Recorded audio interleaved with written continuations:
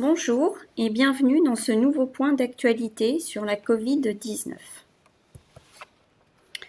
La situation épidémiologique en région montre une diminution du nombre de personnes hospitalisées en orange sur ce graphique et une diminution des hospitalisations en réanimation sur la courbe en rouge à gauche. On reste cependant à un niveau très élevé au-dessus du pic de la deuxième vague. L'évolution de la couverture vaccinale en région est présentée comme à chacun de nos rendez-vous sur ce graphique. Point toujours très positif, comme il y a 15 jours, la progression de la vaccination avec près de 56% des professionnels en EHPAD vaccinés. Il y a 15 jours, nous vous alertions sur l'augmentation du nombre de clusters dans les EHPAD. Il semble que le nombre de clusters se soit stabilisé. Le 10 mai, 27 clusters dans la région ont été déclarés. Les caractéristiques de ces clusters sont toujours en cours d'évaluation afin de trouver une explication à cette augmentation. En attendant, nous vous encourageons à maintenir votre vigilance, à maintenir les mesures mises en place pour limiter la transmission et la circulation du virus dans vos établissements, jusqu'au moment où l'impact de la vaccination sera suffisant pour les lever. En ce qui concerne la diffusion des variants, le variant anglais est le variant majoritaire dans notre région, aux alentours de 80%. Pour les variants sud-africains et brésiliens, leur prévalence est en légère augmentation aux alentours de 3,8%. La circulation de ces variants sud-africains et brésiliens est hétérogène en France et également dans la région. La prévalence la plus élevée est dans le département de l'Eure-et-Loir, aux alentours de 5% des prélèvements positifs, et la prévalence la plus faible est retrouvée dans l'Indre avec 1,3% des prélèvements. Dans ce diaporama, au vu de l'actualité, nous allons aborder 3 points principaux. Le premier concernera les nouvelles données disponibles encourageantes sur l'efficacité de la vaccination. Le deuxième point portera sur les recommandations d'adaptation des schémas vaccinaux. Nous terminerons par un point portant sur les dernières recommandations de la Société française d'hygiène hospitalière et du Haut Conseil de la santé publique. La connaissance de l'efficacité vaccinale sur le risque de transmission est essentielle pour l'adaptation de la stratégie vaccinale et l'adaptation des mesures barrières dans la stratégie de prévention, en particulier pour les personnes vaccinées. Jusqu'à présent, les données scientifiques montraient une efficacité de la vaccination face aux formes graves de la Covid-19, mais elles étaient insuffisantes pour conclure à l'efficacité sur la transmission du virus. C'est pourquoi la stratégie de vaccination adoptée jusqu'à aujourd'hui était de vacciner en priorité les patients à haut risque de formes graves pour diminuer la mortalité. Aujourd'hui, de nouvelles données sur l'efficacité des différents vaccins sont disponibles et nous allons vous les présenter. Donc, le premier effet établi et démontré de la vaccination est celui sur les formes graves de la Covid-19. Nous vous avions déjà montré cette diapositive dans le dernier diaporama, montrant une étude américaine permettant d'établir l'impact très positif de la vaccination sur la sévérité de la maladie, puisque les données montrent une réduction de 94% du risque d'hospitalisation chez les personnes de plus de 65 ans. De nouvelles études montrent également un impact de la vaccination sur le portage nasopharyngé. 4 études d'infection virale chez des macaques vaccinés ont été réalisées en les infectant 55 jours après la deuxième dose de vaccin. Ces études portent sur les vaccins AstraZeneca, Pfizer, Moderna et Johnson. Les auteurs ont étudié la présence de SARS-CoV-2 au niveau nasopharyngé jusqu'à 10 jours après l'infection. Pour les vaccins Pfizer, Moderna et Johnson, la charge virale chez les macaques vaccinés en bleu sur la figure est significativement diminuée par rapport à la charge virale des macaques non vaccinés qui sont représentés en gris clair sur la diapositive. Ces données suggèrent donc une efficacité vaccinale sur la multiplication virale au niveau nasopharyngé après une infection virale. Concernant l'étude avec le vaccin AstraZeneca, les résultats suggèrent l'absence d'efficacité vaccinale sur la réduction de la charge virale. De nouvelles études montrent également une efficacité de la vaccination sur les formes asymptomatiques. Nous avons pris l'exemple ici d'une étude réalisée en Israël chez des personnes vaccinées avec le vaccin Pfizer. Ils ont étudié les infections documentées biologiquement mais sans symptômes déclarés. Les résultats montrent que l'incidence des infections asymptomatiques chez les personnes vaccinées, c'est la courbe en bleu sur la figure en haut de la diapositive. Donc, cette incidence des infections asymptomatiques est plus faible que chez les personnes vaccinées sur la courbe en rouge. Les résultats permettent également d'estimer que l'efficacité vaccinale sur les formes asymptomatiques est de 29% 14 jours après la première dose et de 90% 7 jours après la deuxième dose, avec une diminution par 3,82 du risque d'infection asymptomatique chez les personnes vaccinées. D'autres études vont dans le même sens pour les vaccins de type ARN messager. En revanche, il n'y a pas de données disponibles à ce jour pour le vaccin AstraZeneca.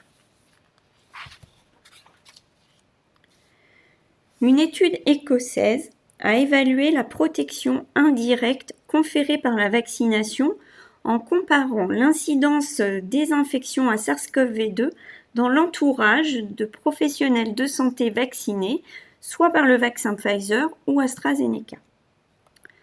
Les résultats montrent que la vaccination des professionnels est associée à une diminution du risque d'infection dans l'entourage de ceux-ci, comparativement à l'entourage des professionnels non vaccinés, avec des taux d'incidence passant de 9,4 pour 100 personnes années pour l'entourage de professionnels non vaccinés, à 5,93 pour des professionnels vaccinés avec une dose et à 2,98 pour des professionnels vaccinés avec 2 doses.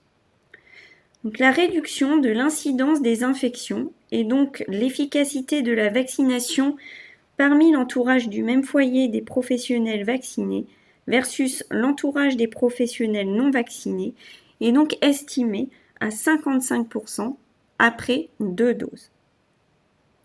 Ces résultats indiquent donc de manière indirecte un effet potentiel du vaccin sur la réduction de la transmission du SARS-CoV-2.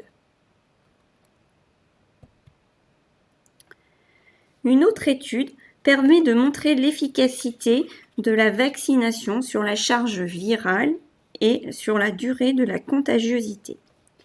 Cette étude a été réalisée avec le vaccin AstraZeneca chez environ 500 personnes vaccinées ayant développé une infection, soit symptomatique ou asymptomatique. Les auteurs ont pu étudier la charge virale de manière séquencée à l'aide du nombre de CT, qui correspond au nombre de cycles de PCR pour détecter le virus dans le prélèvement. Ce nombre de CT est d'autant plus faible que la quantité de virus est importante.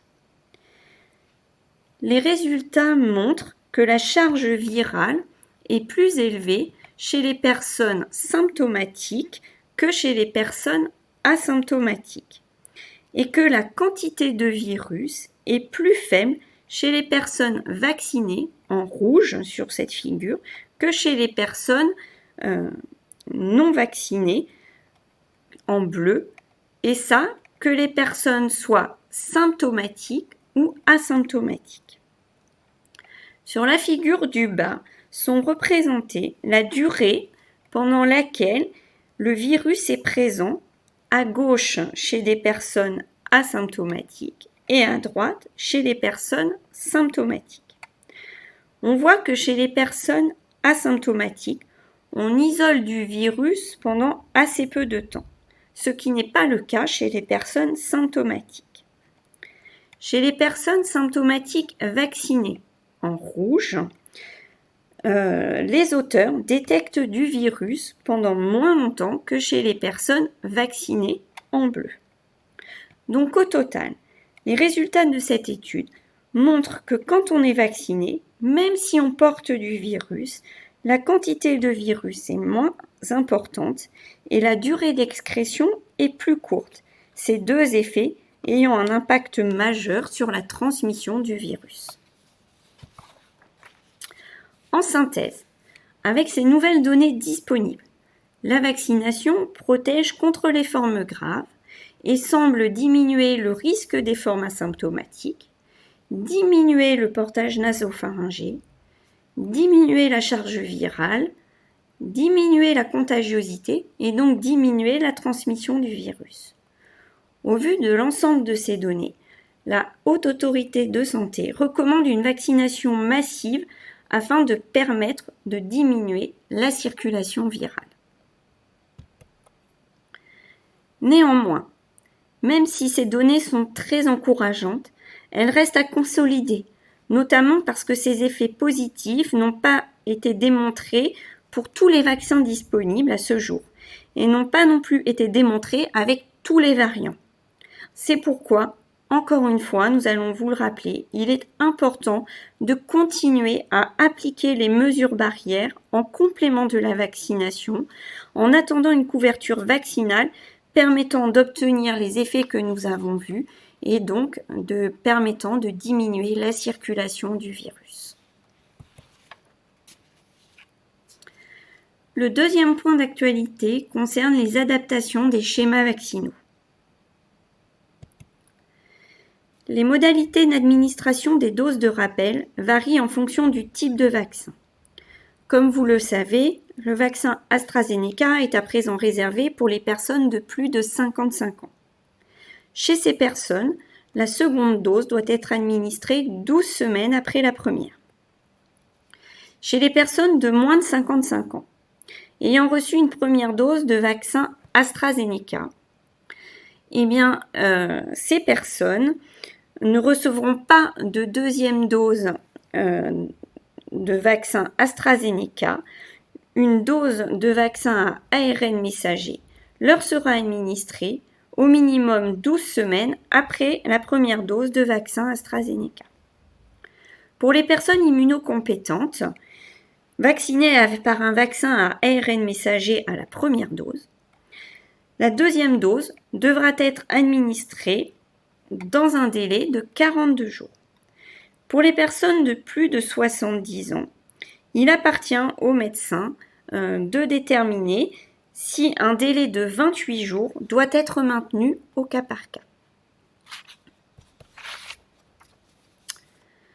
De plus, il est maintenant recommandé pour les personnes immunodéprimées de réaliser une troisième dose de vaccin 4 semaines au moins après la deuxième dose. Dans ce tableau, nous vous avons résumé toutes les situations possibles en fonction de l'âge des patients et en fonction des natures des vaccins utilisés pour la première et la deuxième dose. De plus, il est recommandé de vacciner les personnes de plus de 16 ans résidant sous le même toit ou ayant un contact régulier et fréquent avec des personnes immunodéprimées. Le dernier point concerne les dernières recommandations du Haut Conseil de la Santé publique et de la Société française d'hygiène hospitalière. La SF2H a publié il y a quelques jours une synthèse de la littérature portant sur la question de la transmission aérienne par aérosol du SARS-CoV-2 et sur les mesures de prévention et de contrôle qu'il convient d'appliquer pour protéger les professionnels de santé en milieu de soins. L'ensemble des publications récentes n'apporte pas d'éléments en faveur d'une modification des recommandations pour la prévention de la transmission. Les équipements de protection individuelle pour la prise en charge des patients résidents suspects ou infectés par la Covid-19 ne changent donc pas.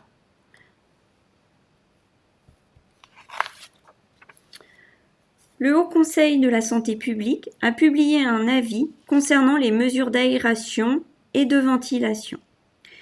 Il recommande de poursuivre l'application des 7 mesures barrières qui sont résumées ici sur cette figure pour réduire le risque de transmission, notamment concernant les mesures d'aération, de ventilation et de densité de personnes dans un espace donné. Les messages clés aujourd'hui, face à des données encourageantes sur l'efficacité de la vaccination pour diminuer la transmission. Mais face à une circulation virale encore très élevée et face au risque d'émergence des variants, nos messages clés sont premièrement de rester extrêmement vigilants. Deuxièmement, de ne pas baisser la garde en ce qui concerne le respect des précautions barrières. Et troisièmement, d'allier à ces mesures barrières la vaccination pour tous avant tout. Nous vous donnons rendez-vous pour une prochaine conférence sur la Covid-19 le jeudi 27 mai à 14 h. Et en attendant, vous pouvez nous joindre soit par téléphone, soit par mail. Je vous remercie. À bientôt.